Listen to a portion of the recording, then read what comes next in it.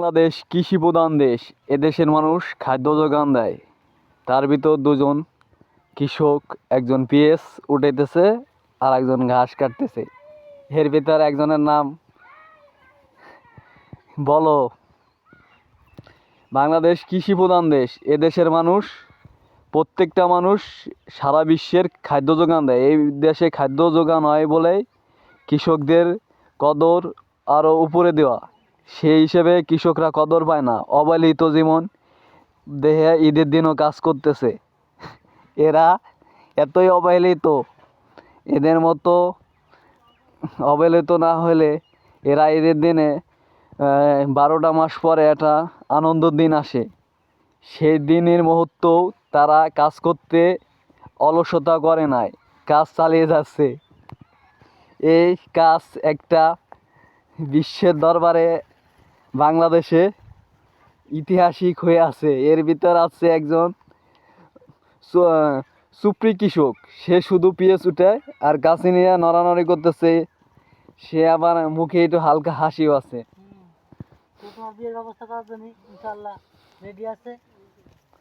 সে অলসতা মানুষের আগ্রী উপকার করতে চায়, কিন্তু যে অর্ধেক পথে যায় সে ঠেকে সে হ্যাঁ ফেরতে। আপনি বলেন, কি বলবেন?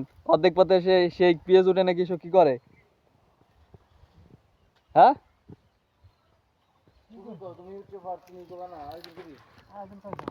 এই তারিখের কৃষকদের মানে যে বাংলাদেশে যে খাদ্য খাদ্য যোগান দেওয়া, দাম নাই এর ভিতরে দাম নাই। আমরা খুব অসহায় আছি।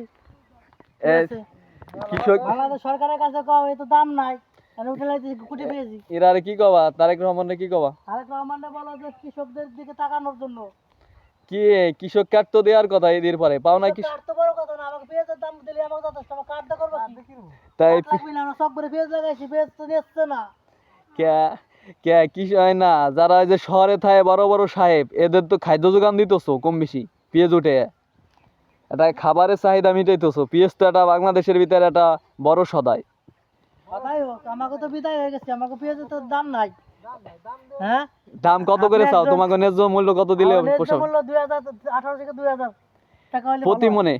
হ্যাঁ, প্রতি মনে। তাহলে কি তোমাদের খরচ কমতি কিছু থাকবে না? হ্যাঁ, থাকবে, কিছু থাকবে। আর যদি এর নিচে আসে? নিচে আসলে কৃষকের মাথায় বাড়ি। তাহলে তারেক রহমানের কাছে কি আবদার তোমার? তারেক রহমান না, যারা নেতা, বড় বড় নেতা কর্মী আছে যে গদিতে বইছে, ইন্ডিয়ার থেকে যেন ওই যে এই মাল না নিয়ে আসে, পাচার মাল। পাচার মাল।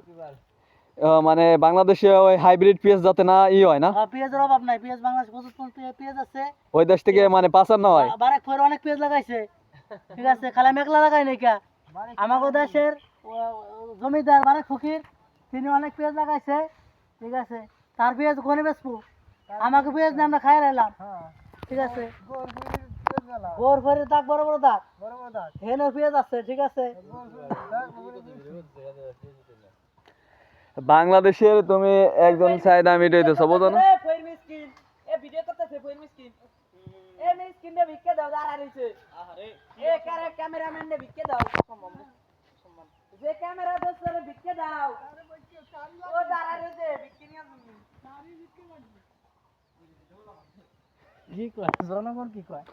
আরে বিপ্লবীর পক্ষে কি কও তুমি? তাই কও। এই যে কিছুদিন আগে বাজার মানে শহরে মাঝে মাঝে গন্ডগোল লাগে, এই গন্ডগোল সম্পর্কে কি কও? বাজারে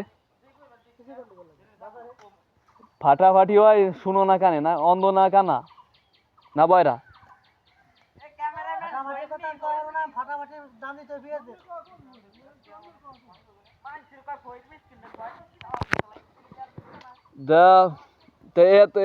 তুমি তো এটা মনে করো যে শহরে যারা নাদুস নুদুস সাহেবরা থাকে, তাগো খাদ্যর একটা অংশ তুমি মনে করো যে ফসল জন্মাইছো, এই সাহেবগো উপলক্ষে কি কও?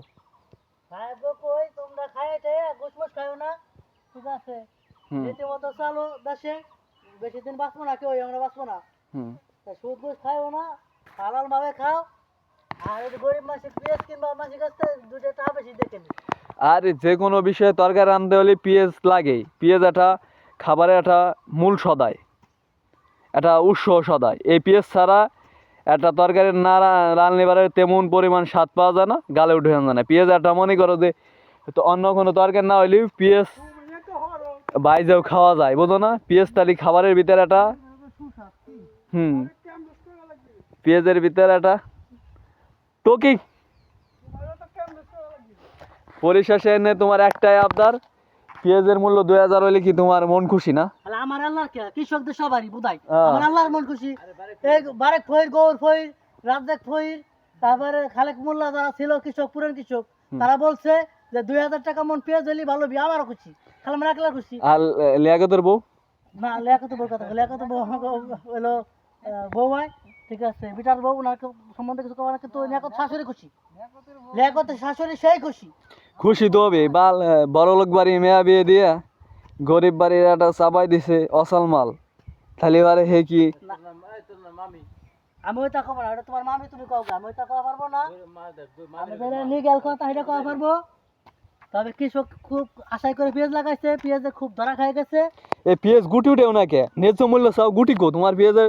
গুটি ছাড়া গুটি নাই পেঁয়াজের, শিয়ানা মাল চাও না? পাগলে যদি গোয়া মারা তাহলে এই খেতে পেঁয়াজ গুটি হবি, ঠিক আছে? তাহলে তোমার পেঁয়াজ তাহলে আমি মরজি ছাড়া দেবো, তাই জায়গা পাবো কেন? পেঁয়াজ তো আরো দেরিতে উঠবো।